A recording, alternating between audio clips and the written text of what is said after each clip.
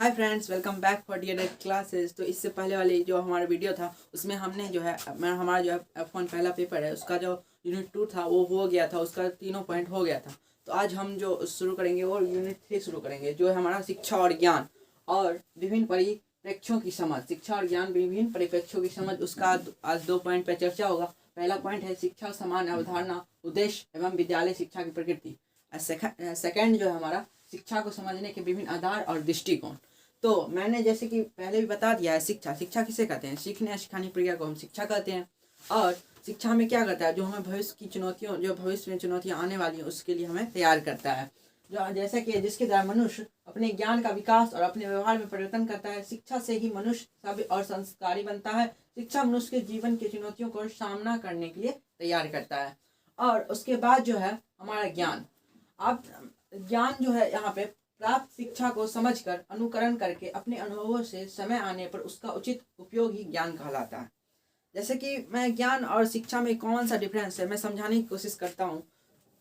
क्यों शिक्षा जो है, अभी मैं आपको क्या वीडियो से माध्यम से मैं आपको क्या दे रहा हूँ? शिक्षा दे रहा हूँ। आप क्या शिक्षा ग्रहण कर रहे हैं?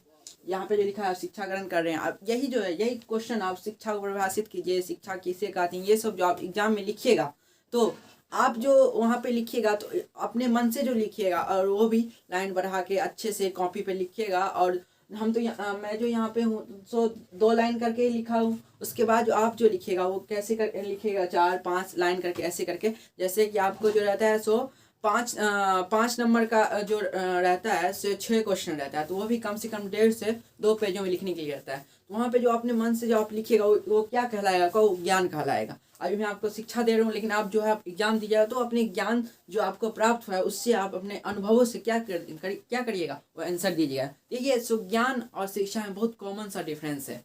यही क्या है? ज्ञान प्राप्त शिक्षा को समझकर अनुकरण करके अपने अनुभवों से समय आने पर उसका उचित उपयोग ही ज्ञान कहलाता है। मैं आपको बता दूं एक बात, जो आपका जो क्वेश्चन होगा वो 10 टोटल क्वेश्चन होता है एक पेपर का।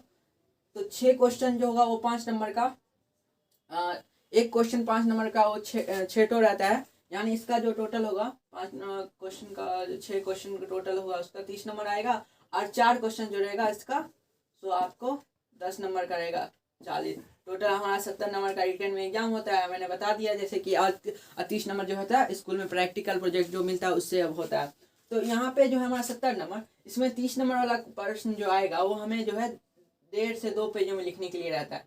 उसके बाद जो हमारा जो है ये 10 नंबर का क्वेश्चन, ये हमें जो है 3 से 4 पेजों में कम से ज़्यादा से ज़्यादा लिखने का लिए रहता है। तो मैंने अभी जो आपको बताया क्या है शिक्षा है। आप जो कॉपी पे जाके वहाँ पे एग्जाम में लिखिएगा वो क्या हो गया, आपका जो ज्ञान है, आपका जो अनुभव है वो लिखिएगा। उसके बाद हमारा है शिक्षा के उद्देश्य। शिक्षा क्या क्या उद्देश्य है? तो शिक्षा के प्रमुख उद्देश्य है चरित्र निर्माण, मनुष्य का सभ्य बनाना और व्यक्ति का विकास करना। शिक्षा का क्या क्या उद्देश्य है? शिक्षा का प्रमुख उद्देश्य है चरित्र का निर्माण, मनुष्य को जो है सब बनाना है। अब मनुष्य को जो और अपने मन से और भी जोड़ सकते हैं, जो क्या है, मनुष्य का चरित्र निर्माण कराना है, मनुष्य को सब बनाना है। और उसके बाद क्या है, मनुष्य का व्यक्ति का विकास कराना है और समाज के जो चुनौतियां हैं उससे उसके लिए तैयार कराना है। उसके बाद जो है शिक्षा की प्रकृति या विशेषता। शिक्षा की क्या प्रकृति है, क्या विशेषता है? तो पहला जो है शिक्षा एक सतत चलने वाली प्रक्रिया है। शिक्षा जो है एक सतत चलने वाली प्रक्रिया है, ये कभी खत्म नहीं होती है और ये जन्म से लेकर मृत्यु तक चलती है। आप हमें कभी ना कभी शिक्षा प्राप्त करते ही हो आप, वो जहाँ से करिए। मैंने पहले बताया एक शिक्षा 2 प्रकार के होते हैं, औपचारिक अनौपचारिक। औपचारिक शिक्षा वो होता है जो आप कहीं पे जाके ग्रहण करते हैं, कहीं पे आप एक स्थान बनाया रहता है वहाँ पे आप जाके ग्रहण करते हैं। इसका जो है औपचारिक शिक्षा का जो है ना सो जगह सीमित रहता है और शिक्षा भी सीमित रहता है। इसका क्या होता है, पाठ्यक्रम सिलेबस बनाया रहता है। लेकिन उसके बाद जो आता है अनौपचारिक शिक्षा, इससे ठीक उल्टा रहता है। ये जो है इसका कोई जगह नहीं बना रहता है, ये जो है असीमित रहता है, ये कहीं पे भी मिल सकता है और आपको कभी कभी भी मिल सकता है। ये जो है आपके ग्रहण करने पे, आप शिक्षा कितना ग्रहण करते हैं उस पर आपकी कैपेसिटी पर जो है निर्भर करता है अनौपचारिक शिक्षा।